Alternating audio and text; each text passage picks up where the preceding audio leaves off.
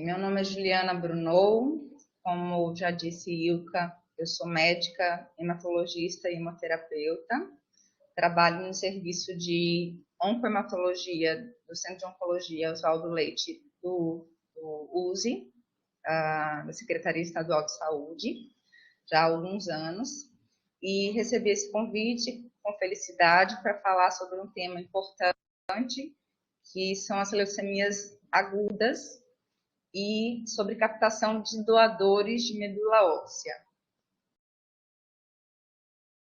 Bem, nós vamos começar definindo o que seriam as leucemias agudas de uma forma geral.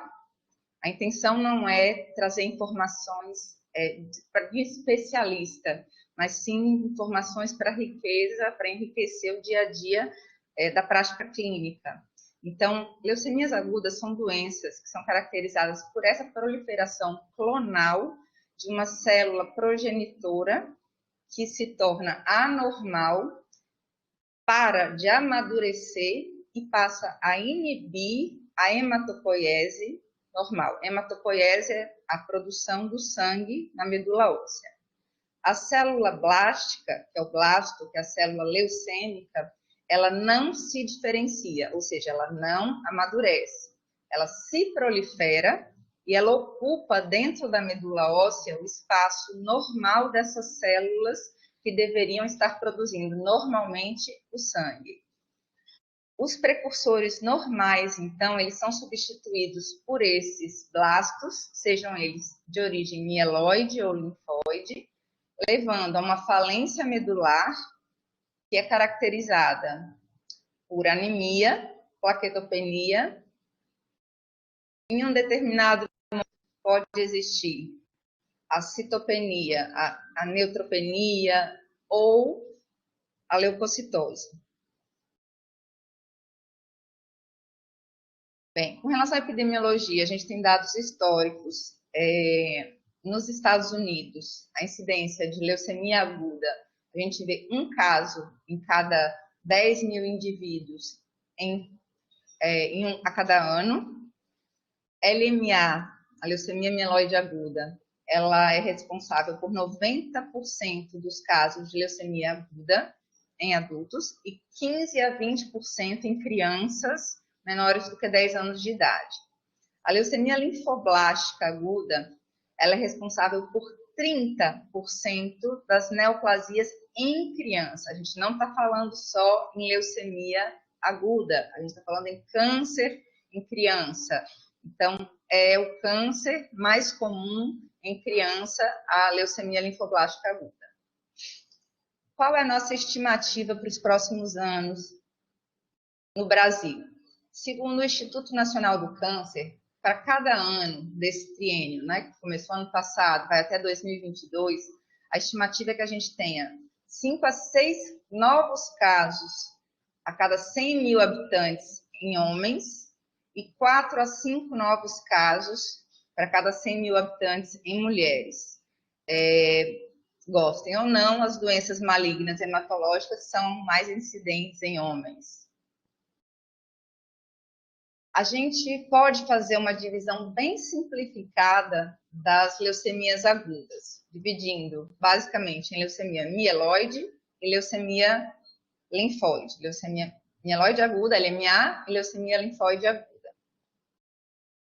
Isso tudo depende do momento que a célula precursora, então a stem cell, a célula pluripotente, a célula tronco, a célula mãe, ela para de se diferenciar e se torna uma célula anormal e vai proliferar de forma anormal e inibir toda essa sequência de diferenciação normal para formar as células maduras do sangue, desde as hemácias, os megacariócitos que produzem plaquetas, os monócitos que podem evoluir para macrófagos teciduais, neutrófilos, eosinófilos, basófilos e a linhagem de células linfóides que terminam com células maduras linfócitos B, podem evoluir para células plasmocitoides, que são células produtoras de anticorpo, e linfócitos T.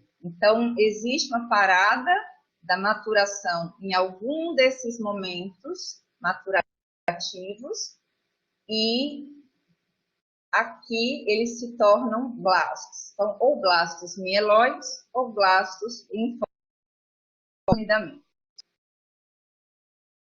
Etiopatogenia. A gente tem alguns fatores que podem predispor ao desenvolvimento de leucemias agudas. Alguns mais associados a LMA, outros mais associados a LLA. Associação com LMA. A gente tem algumas anomalias citogenéticas, como a síndrome de Down, que aumenta até 10 vezes a incidência de leucemia mieloide aguda nos portadores de síndrome de Down. E alguns distúrbios hereditários, como a anemia de Fanconi, que existe uma anemia, na verdade, existe uma doença medular, uma doença hematopoética crônica, que é pré-leucêmica.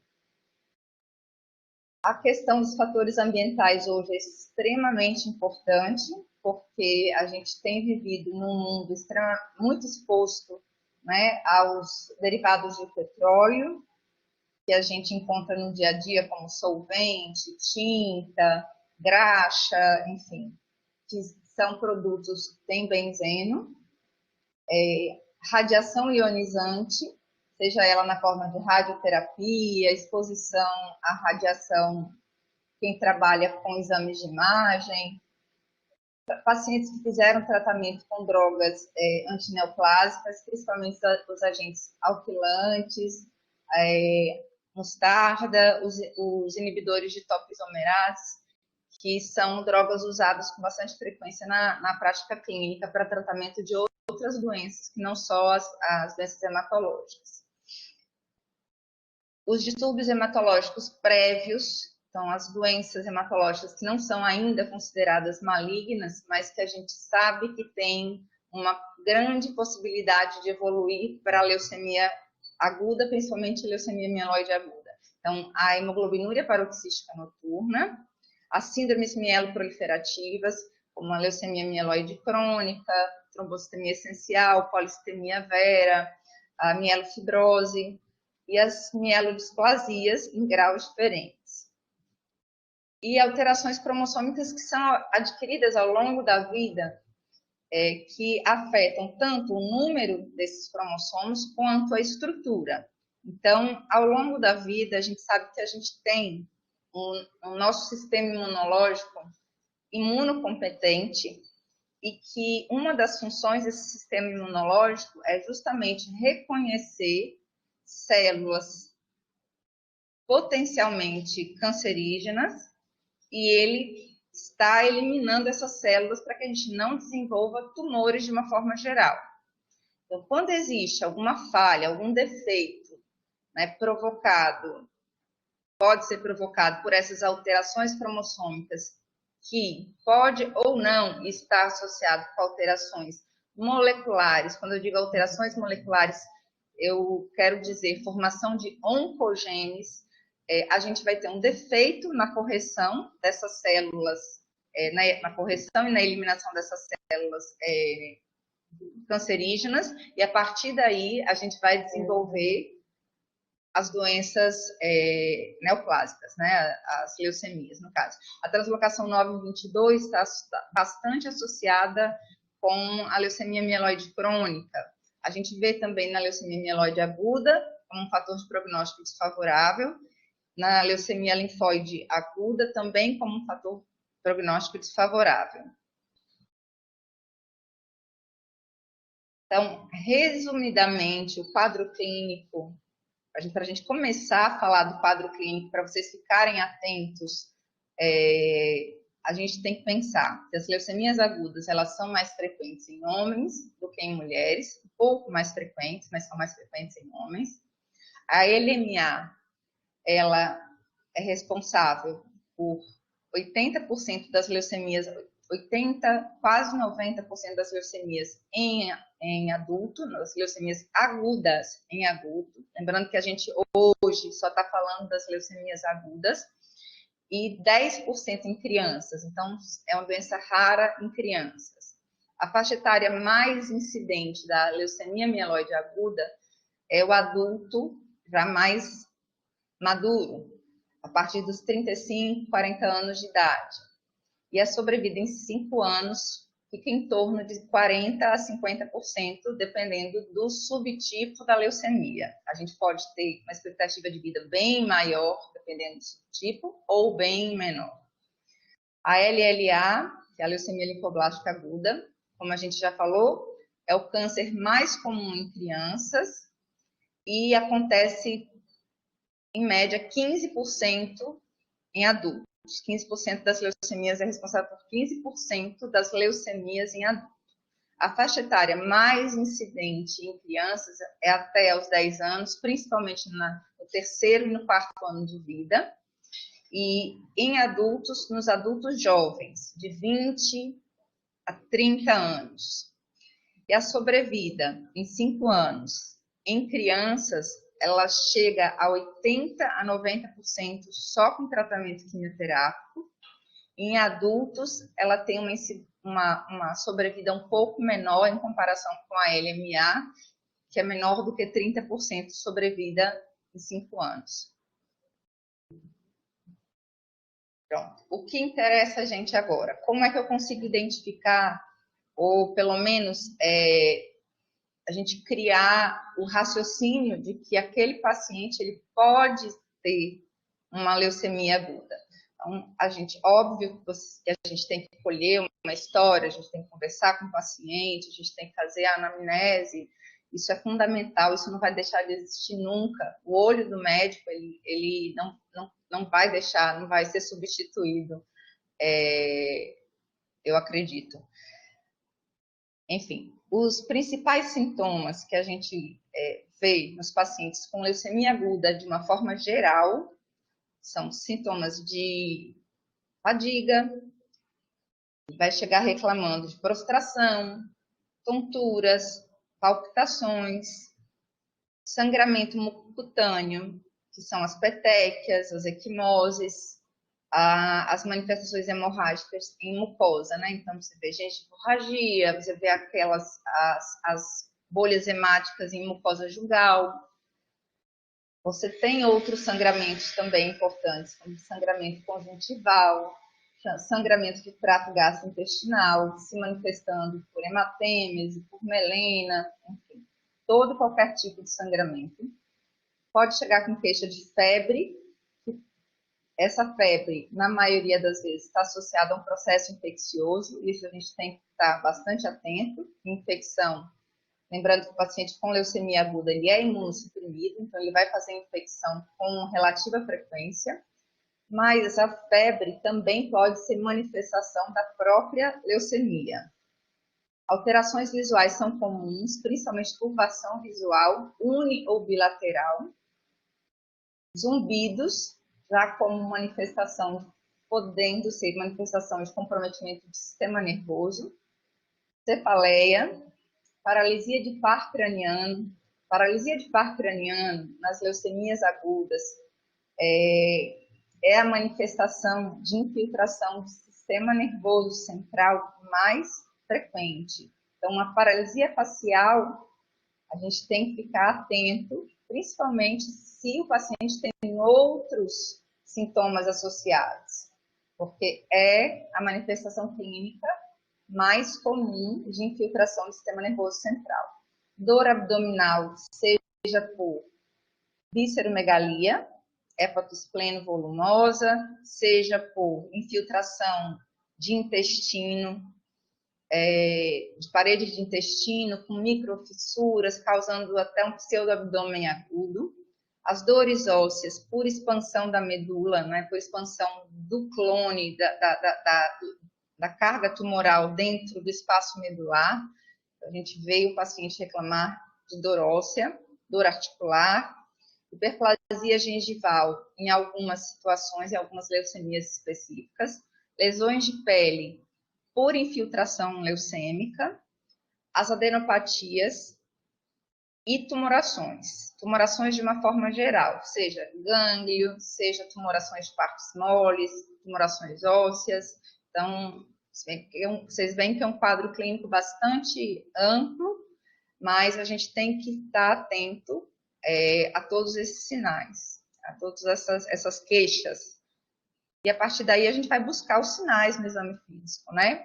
A gente identifica palidez cutânea, pode existir icterícia, a presença das petecas, que é sangramento de pequenos vasos, né? Formando aquelas pequenas manchinhas vermelhas, planas, na pele, ou em local de trauma, ou espontâneo, as equimoses, presença de outros sangramentos, o aumento dos linfonodos, que são as adenomegalias, o aumento do volume abdominal por visceromegalia, hepatoespleno, aumento de testículo, principalmente nas leucemias linfóides agudas, que testículo é santuário leucêmico para LLA, então a gente pode ter comprometimento testicular, apesar de ser uma manifestação mais incomum, mas a gente pode ter comprometimento de testículo com aumento do volume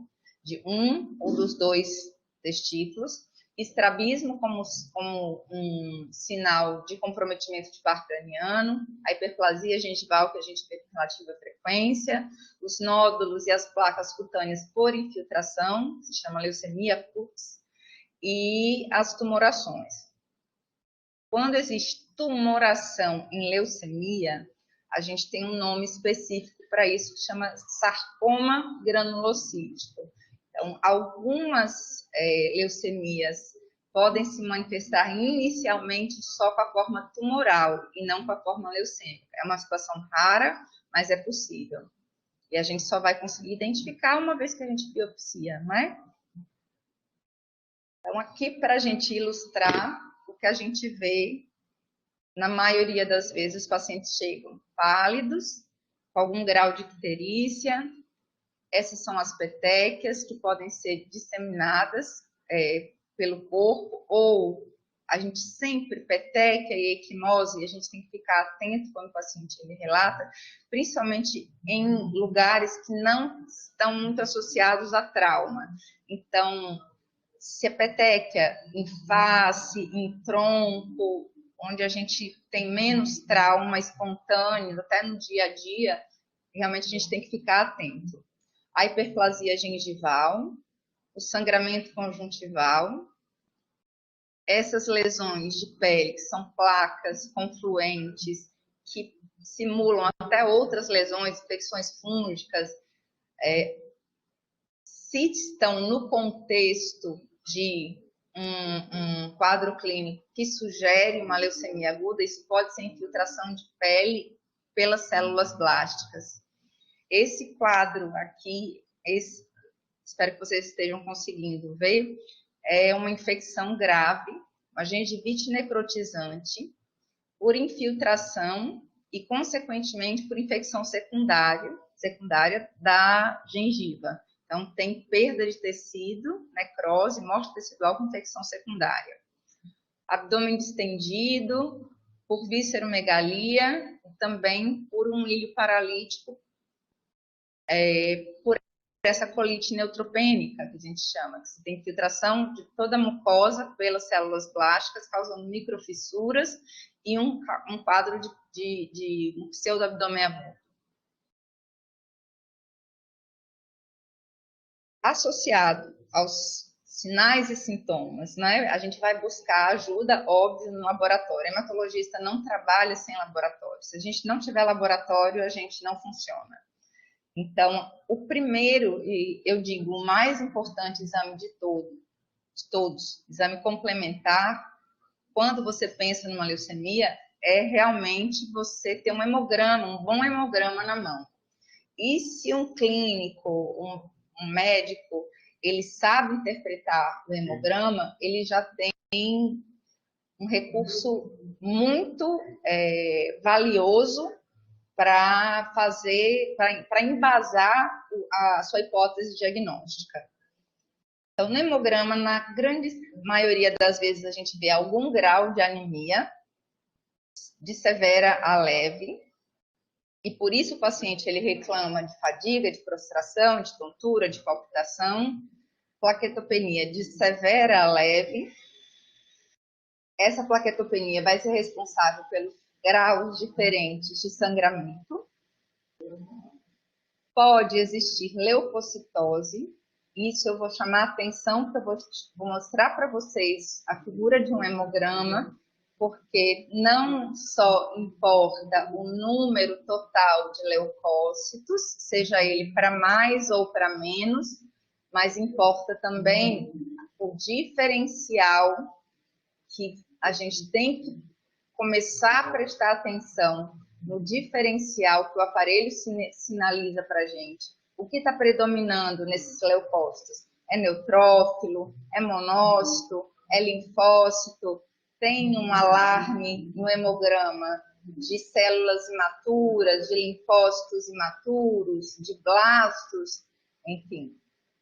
Isso já vai traçar mais ou menos a nossa linha de raciocínio para esses dois tipos de leucemia: leucemia mieloide e leucemia linfóide aguda.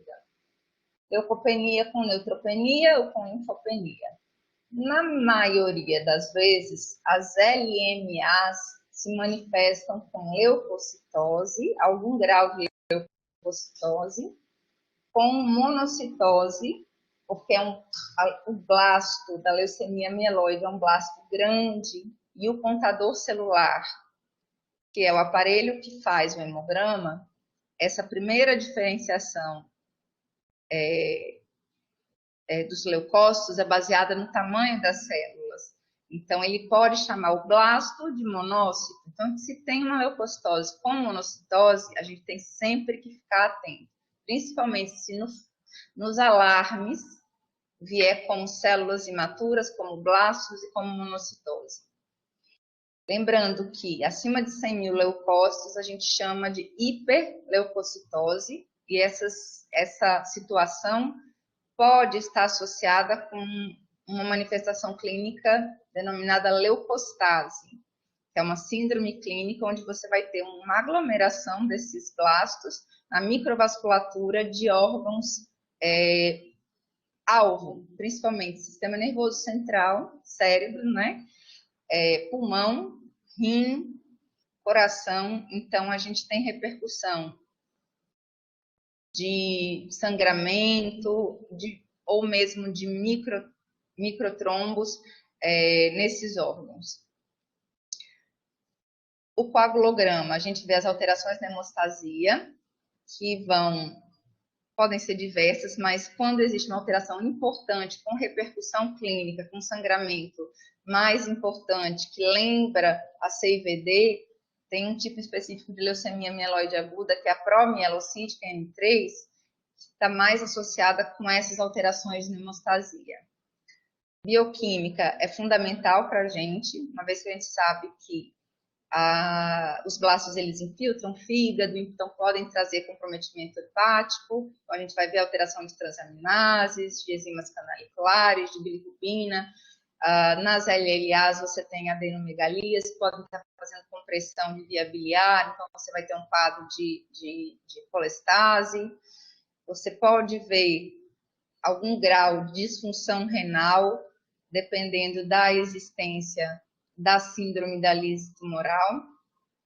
Aumento de DHL. O DHL ele é um marcador para a gente importante de lise e de atividade tumoral, de atividade de doença.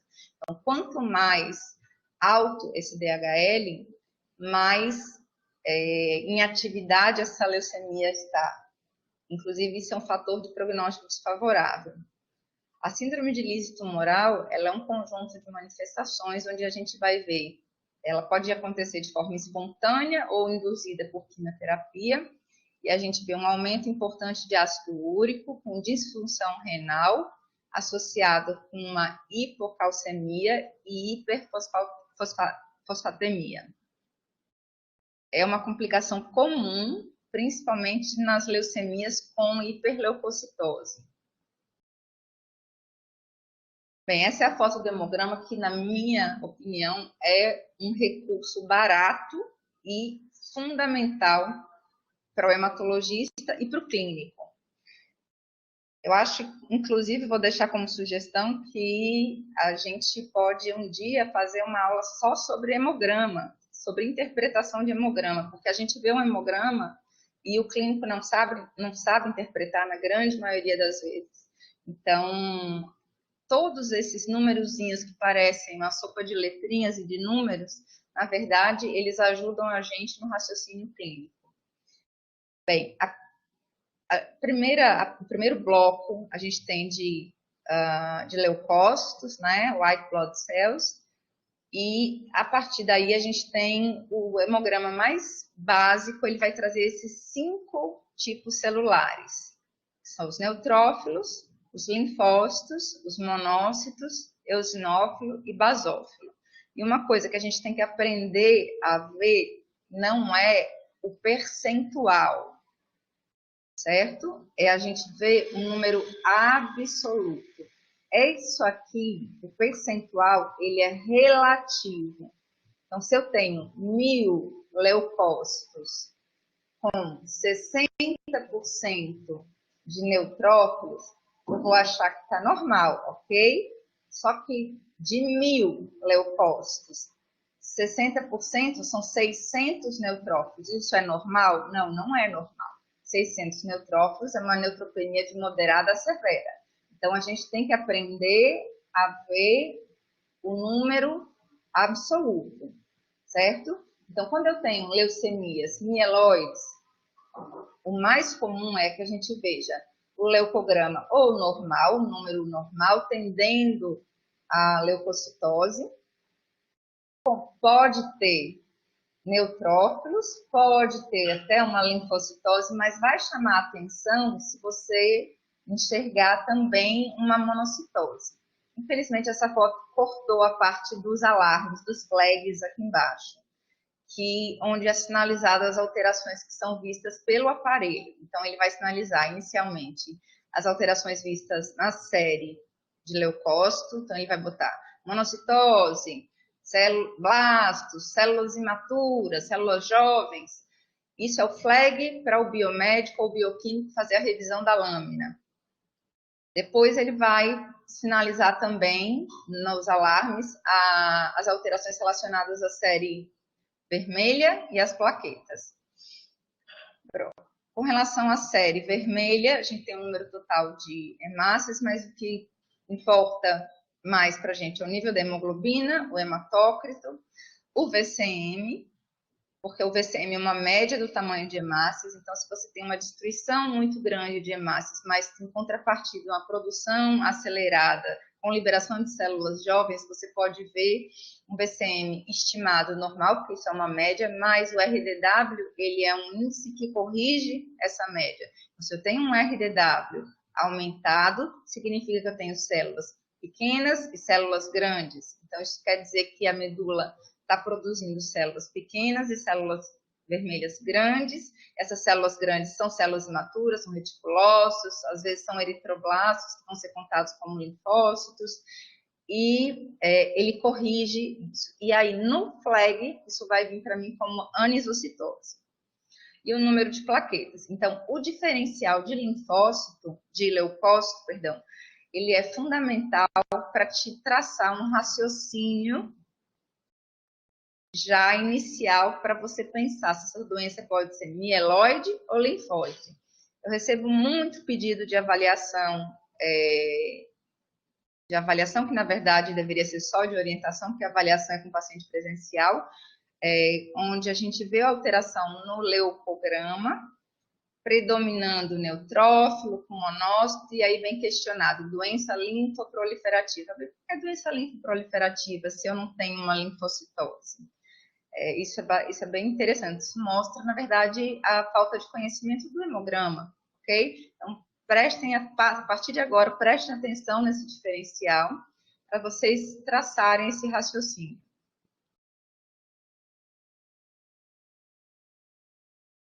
Aqui é só um resumo do que é a síndrome de lise tumoral, que é comum nas leucemias agudas pela grande carga tumoral, e que a gente vê tanto espontaneamente o paciente já chegar em síndrome de lise tumoral porque a leucemia está em grande atividade, ou induzida por quimioterapia, certo? Então, você tem o cálcio baixo, o potássio tendendo a subir, as escórias nitrogenadas também aumentando, porque o ácido úrico ele vai precipitar nos glomérulos e vai causar lesão renal, e o fósforo alto. Então, na maioria das vezes, o que a gente vê é insuficiência renal, hiperuricemia, cálcio baixo, fosfato alto, potássio alto. Então, tem situações, inclusive, que se torna necessário hemodiálise para tirar o paciente da síndrome de lise tumoral. Como é que a gente faz diagnóstico definitivo, né, de leucemia aguda? Até então, a gente fez a hipótese diagnóstica, né, que o paciente pode ter uma leucemia aguda, seja mieloide ou linfóide. O exame da ponta do dedo, o exame morfológico da ponta do sangue periférico, né, de ponta do dedo, ele pode ajudar a gente, mas a gente já está numa era que a morfologia ela deixou de ser o exame mais importante. A gente agregou mais dados para a gente conseguir fechar o diagnóstico mais preciso. Então, a gente precisa do sangue periférico, quando ele tem leucocitose, pode ajudar no diagnóstico, mas o ideal é que a gente tenha a amostra de medula óssea. Então, essa sou eu, com uma agulha de aspirado de medula óssea.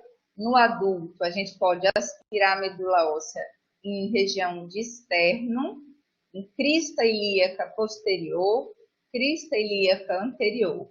Na criança, eles não funcionam externo, porque o externo ainda é um osso ainda que tem muita cartilagem e pouca medula óssea, então eles também funcionam crista ilíaca e região pré-tibial. São fotos do nosso serviço.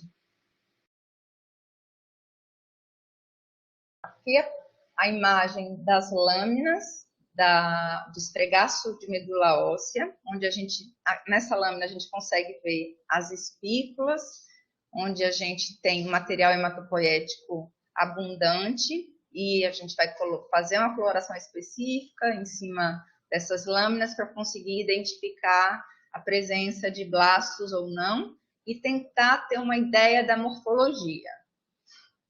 Só que, junto com essa lâmina, essa avaliação inicial, que é o mielograma, vamos dizer assim, a gente precisa fazer exames adicionais, que são fundamentais hoje para a confirmação diagnóstica das leucemias agudas.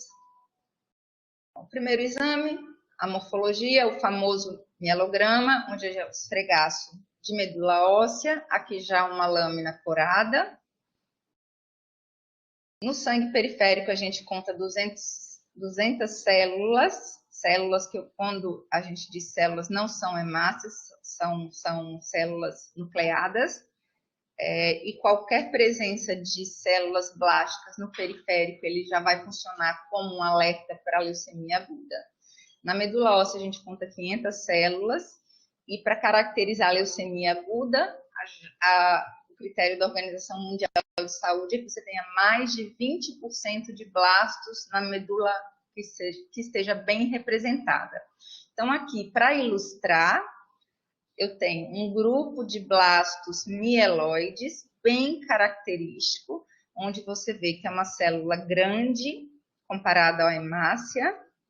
Ela tem um núcleo também bastante volumoso, com a cromatina muito frouxa, o citoplasma amplo e cheio de granulação. Isso é o mais típico da leucemia mieloide aguda. E muitas dessas células, elas podem ter esses bastonetes, que a gente chama bastonetes de Auer, que só que é o resultado da compactação dessas granulações. É uma morfologia linda, se não fosse trágico, né? Aqui tem um eritroblasto. Nessa foto, a gente tem blastos linfóides, que são diferentes dos blastos mieloides, onde você vê que são células menores do que o blasto mieloide. Por isso que o hemograma, processador celular, ele pode contar essa célula como monócito, que o monócito é a maior célula do sangue periférico. Então, ele pode contar como monócito e a gente vê uma monocitose que, na verdade, é uma citose, são blastos. E a gente só vai confirmar isso vendo a lâmina. O linfócito, o linfoblasto, na verdade, é uma célula menor, próxima ou um pouquinho maior do que o tamanho de um linfócito normal, que tem 2 linfócitos normais, e aqui são linfoblastos. Você vê um núcleo que não é tão grande quanto o núcleo do blasto mieloide, que tem uma cromatina menos frouxa, mais compactada, um citoplasma mais escasso e sem granulação. Essa, em termos de morfologia, é a principal diferença entre o blasto mieloide e do blasto linfóide.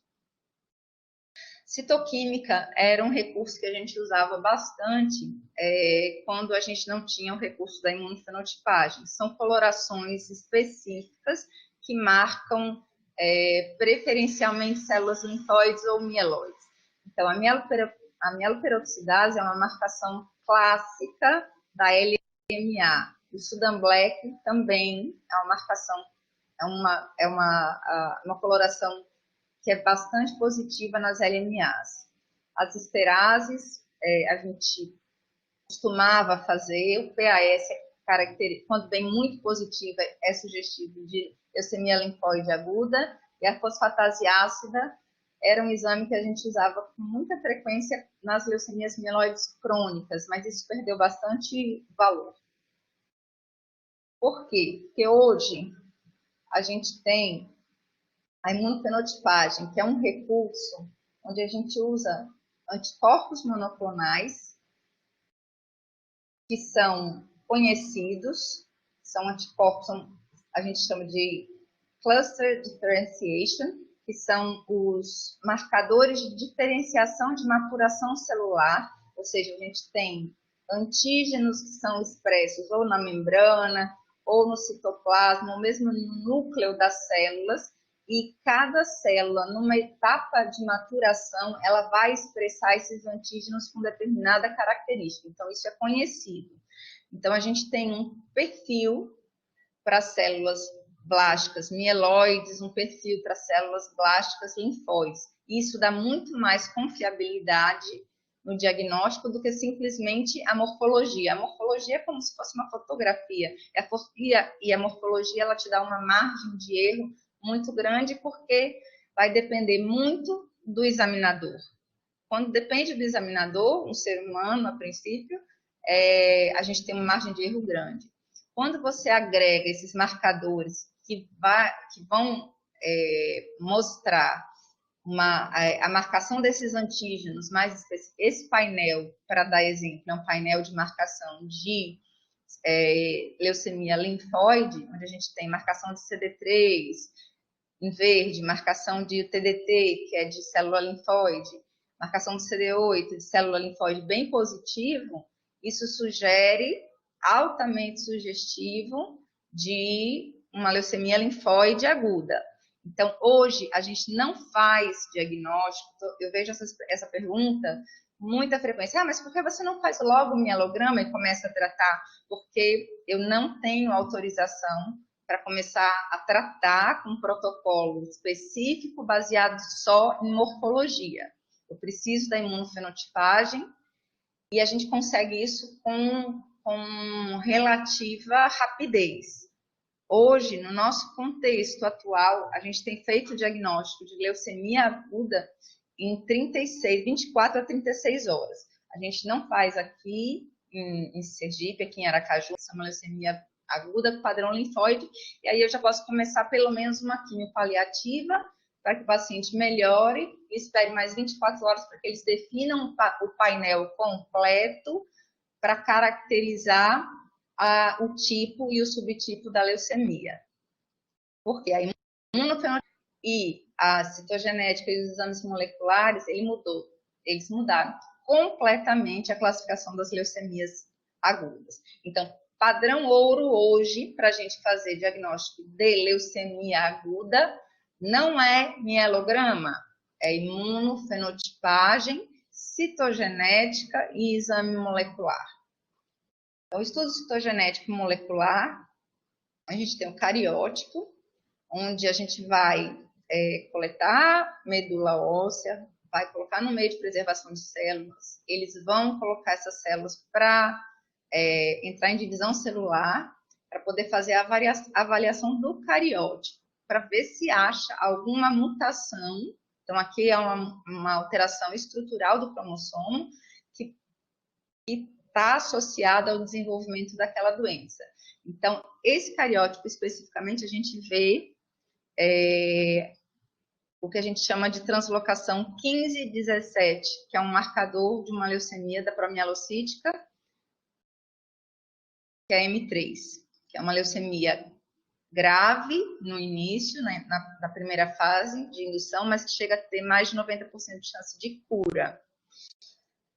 A gente vê o mesmo exame, só que por outro método, pelo FISH, onde você vê o PML rara, que na verdade é a expressão, é o oncogene dessa alteração cromossômica. Essa translocação, ela forma o oncogene que chama PML rara, que é a causa do desenvolvimento da promielocítica. Então, em amarelo, nesse campo, a gente consegue visualizar a identificação da sonda amarelinha marcando PML rara. E um outro exame, que é o RT-PCR, que já é a avaliação molecular desses oncogenes, do PML rara, do BCR-ABL, do CEMIC, que são alterações que estão associadas ao desenvolvimento de leucemias. Então, a gente não faz mais diagnóstico só morfológico. Nosso diagnóstico é imunofenotípico, citogenético e molecular, tá? Então, qual é a história da classificação das leucemias agudas nos últimos anos? Até 1970, as leucemias agudas eram só classificadas como linfóides, não linfóides e monocíticas. Monocítica porque o blasto era grande, então eles chamavam de monocíticas, não chamavam de mieloides. Em 1976, começou a ter uma organização maior, um grupo francês, americano e britânico. Ele tentou padronizar, por essa classificação FAB, pela citologia e pela bioquímica, as leucemias, tanto mieloide quanto linfóide. Classificação FAB, as leucemias mieloides, a gente tinha 8 subtipos da M0 a M7, e as LLAs, 3 subtipos. A partir da década de 90, a OMS ela passou a classificar as leucemias agudas através da fenotipagem e já agregando as alterações cromossômicas e algumas mutações que já estavam relacionadas a algumas leucemias específicas. Então, durante a década de 90 até 2008, foram 3 revisões dessa classificação da Organização Mundial de Saúde, sendo que a última revisão foi em 2017, a 4ª revisão. E só para exemplificar, não é para vocês memorizarem nada disso, é só para vocês entenderem a importância hoje da gente ter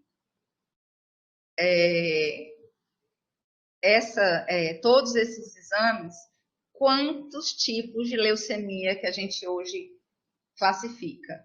Então, a gente tem as leucemias associadas a algumas translocações, as leucemias que evoluem de displasia multilinhagem, as leucemias secundárias, a mielodisplasia ou a outras doenças mieloides, e as leucemias que não são categorizadas anteriormente. Além disso, a gente ainda tem a leucemia de células dendríticas, que é uma entidade nova, e as leucemias agudas de linhagem ambígua, ou seja, ela vai expressar tanto o comportamento antígenos linfóides e mieloides na mesma célula. E das leucemias linfóides, a gente passou a ter de 3 a mais de 10 subtipos diferentes, das células B, diferentes etapas maturativas e células T também.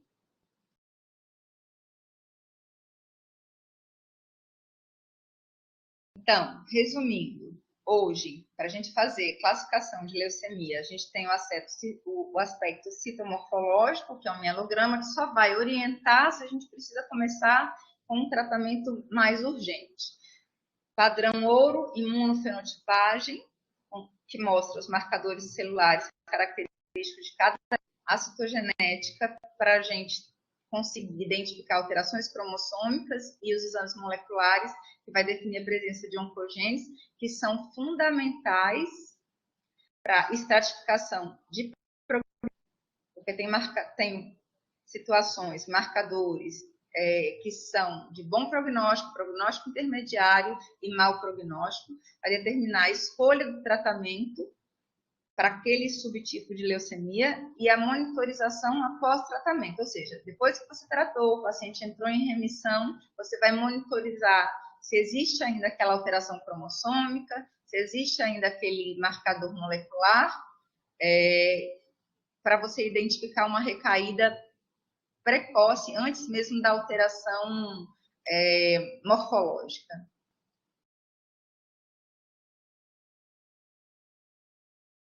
Tratamento específico. Não existe tratar leucemia aguda sem quimioterapia. Hoje, óbvio que a gente tem drogas mais modernas, mais seletivas, que estão trazendo melhor resultado e menos toxicidade para os pacientes. A gente tem anticorpos monoclonais também já sendo usados no tratamento das leucemias agudas, mieloide e linfóide, mas no dia a dia ainda, principalmente no SUS, a gente não tem acesso a essas medicações. Então, nosso tratamento hoje para leucemia, linfóide ou mieloide é quimioterapia convencional. Óbvio que a gente está sempre se atualizando para estar evoluindo para os tratamentos mais modernos, com menor toxicidade, que orientem a gente de forma que a gente raciocine qual é o melhor momento de fazer o estudo da família, para saber se aquele paciente tem um doador dentro daquela família, se ele pode ter indicação de transplante. Então, os estudos eles já são bem desenhados para que tudo caminhe da melhor forma possível. Então, a primeira etapa de tratamento a gente chama indução da remissão, onde você quer limpar a medula e deixar a menor quantidade ou até indetectável qualquer doença residual. A gente consolida aquela indução, então aqui normalmente a quimioterapia é de dose maior, e alguns protocolos eles podem preconizar profilaxia do sistema nervoso, principalmente se o paciente tem queixa na LMA e nas LLAs, nas leucemias linfóides agudas, obrigatoriamente a gente faz profilaxia do sistema nervoso central, porque assim como o testículo, o sistema nervoso central, ele é santuário para a célula, para blasto linfóide. E nas leucemias linfóides, a gente faz manutenção, que vai de 2 a 3 anos, dependendo do protocolo, e na M3 a gente também tem uma manutenção de 2 a 3 anos. Então, não existe tratar leucemia sem quimioterapia. Transplante de medula óssea, a gente não vai entrar muito em detalhe agora, até porque hoje à noite vocês vão ter uma conversa com Danilo, que faz transplante, e ele pode esclarecer suas dúvidas, mas não é uma conversa que a gente tem a princípio com o paciente, porque não era o nosso objetivo, só transplanta quem tem indicação no momento certo e se responde a tratamento. Então, a gente não pensa em transplantar quando a gente faz diagnóstico, a gente não sabe como esse paciente vai evoluir. Não existe transplantar logo que o paciente chega com doença. Isso não existe, certo? Isso é coisa de novela. Então, o que existe é a gente sempre pensar que transplante de medula óssea é uma opção terapêutica e vai mudar o momento, vai mudar a indicação a depender do tipo e da evolução da doença. Tratamento de suporte é fundamental quando a gente está falando de tratar a leucemia aguda, porque não existe tratar leucemia sem hemotransfusão. Então, a gente vai usar concentrado de hemácias, concentrado de plaqueta, plasma, crio, enfim, para manter o paciente, quando ele chega em síndrome de insuficiência medular, e depois da quimioterapia, porque ele vai passar por um período de nadir, onde a medula vai estar totalmente zerada. Então, a gente usa esse recurso todos os dias. Isso faz parte do nosso dia a dia. A gente não consegue trabalhar sem um bom banco de sangue, certo? Preferencialmente que esse hemocomponente ele seja leucodepletado. Isso significa o quê? Que ele seja tratado, que ele seja limpo de leucócito. Isso tem recursos no banco de sangue que fazem isso, para que o paciente ele seja o menos exposto possível ao HLA, porque quanto mais você expõe ao HLA, mais ele vai se sensibilizar para a longo prazo e pode comprometer o sucesso do transplante. Então, a gente preconiza a transfusão de hemocomponentes leucodepletados e preferencialmente irradiados. Na situação das leucostases, onde a gente tem mais de 100 mil leucócitos, que você pode ter lesão de órgão-alvo, a gente faz uma citorredução inicial, mesmo antes de sair diagnóstico, usando alguns recursos. Então, um recurso mecânico, vamos dizer assim, a leucaférese, onde você vai fazer, é um processo hemoterápico, onde você tem uma máquina que vai tirar leucócito. A gente pode usar hidroxiureca, uma medicação quimioterápico não seletivo, bem genérico, vamos dizer assim, que provoca uma queda inicial do número de leucócitos para você conseguir tirar o paciente dessa urgência. Isso aqui é urgência hematológica. Ou uma quimioterapia de baixas doses até você receber o diagnóstico correto para você começar o protocolo certo. Profilaxias para infecções oportunistas, lembrando que o paciente ele é imunossuprimido, então a gente obrigatoriamente faz profilaxia para pneumocistose, para infecções fúngicas, para herpes, porque esse paciente ele é suscetível a essas e outras infecções. Lembrando que o paciente ele já pode chegar com febre e infectado, e a nossa realidade é essa. O perfil do nosso paciente não é um paciente que tem uma performance boa, então ele já chega infectado, pulmão, urina, trato gastrointestinal, gengiva, como vocês viram. A doença periodontal é muito, muito frequente no nosso estado, na verdade, no Nordeste todo, pela qualidade da saúde bucal que a gente tem, né? Então, sempre olhar a boca. Então, e o paciente com febre, ele vai demandar um tratamento específico. Como o nosso paciente ele é imunossuprimido, ele não precisa obrigatoriamente ter menos de 500 leucócitos para a gente chamar de neutropenia febril. O paciente está com menos de 1.000 neutrófilos em queda, a gente vai já abordar como neutropênico febril e ser agressivo no tratamento, entrando já com, no mínimo, uma cefalosporina de quarta geração. Tratamento da síndrome de lise tumoral, e a gente faz também profilaxia de lise tumoral, que é uma hidratação rigorosa, inicialmente uma alcalinização da urina para facilitar a eliminação do ácido úrico. A gente usa o halopurinol de rotina. Uma outra droga que é ainda mais eficaz na resolução da lise tumoral, que é a rasburicase, mas o custo é alto, então a gente não tem disponível, infelizmente. E as medidas para hipocalcemia, a hiperfosfatemia e a hipercalemia. Muitas vezes, lembrando que eles podem precisar até de diálise. E os fatores de crescimento, o fator de crescimento de colônia de granulócito, que na indução a gente só usa para as leucemias linfóides agudas, porque na LMA ele pode estimular o blasto. Então, a gente não quer que isso aconteça. Então, na indução, a gente não usa o fator de crescimento de colônia de granulócito e a eritropoetina. Bem, para finalizar, nem tudo é triste na oncohematologia.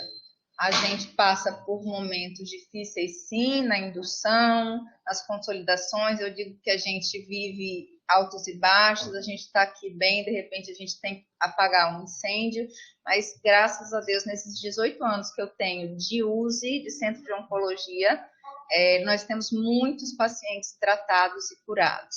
Então, essa paciente foi diagnosticada em 2004 com uma leucemia. Em 2005, ela foi transplantada. Essa foto é de 2019. Ela engravidou, teve um bebezinho, está feliz da vida, em remissão. Eu posso dizer que ela está curada. Esse paciente teve um quadro gravíssimo na indução. Ele tinha uma M3. Ele foi para a UTI, ficou 40 dias internado na UTI, em choque séptico grave, teve metade do pé amputado, mas hoje está muito bem, com saúde, em remissão clínica, voltando para seus exames de rotina. Essa paciente também teve um diagnóstico recente, 2019, está em remissão, em programação de transplante. Benito já vai falar já como é que funciona a captação de doadores. Ela está em programação de transplante e está muito bem, obrigado também. Para dizer que a gente não vive só de tristeza, a gente tem nossos momentos e vários momentos de alegria. Esse é o Centro de Oncologia Oswaldo Leite, para quem não conhece. Ele fica nos fundos, a gente está ligado ao USE, ligado fisicamente ao USE, apesar de ser uma grande estrutura, que funciona até de forma relativamente independente, porque é um centro de oncologia. E o USE, como está hoje, iluminado, trabalhando bem, tentando atender da melhor forma possível o seu usuário. Então, eu agradeço muito ao convite que foi feito pelo Núcleo de Atenção à Saúde do Trabalhador, através de Larissa, a FUNESA, que me deu toda o suporte, a estrutura aqui para a gente conseguir fazer essa aula, e ao Serviço de Hematologia, aos meus colegas, aos meus amigos. A gente trabalha junto, a gente divide os nossos sofrimentos, a gente aprende junto. O Centro de Oncologia, ele, na verdade, ele é uma escola, não sai dali, a gente não sai dali do mesmo jeito que a gente entrou. Então, qualquer dúvida, eu coloco meu telefone, meu e-mail, depois eu vou deixar o Instagram também. Eu quero agradecer, então, pela paciência de vocês, espero que tenha sido esclarecedor, pelo menos criado uma pulguinha atrás da orelha de cada um, para pensar na possibilidade dos diagnósticos das leucemias agudas. Obrigada.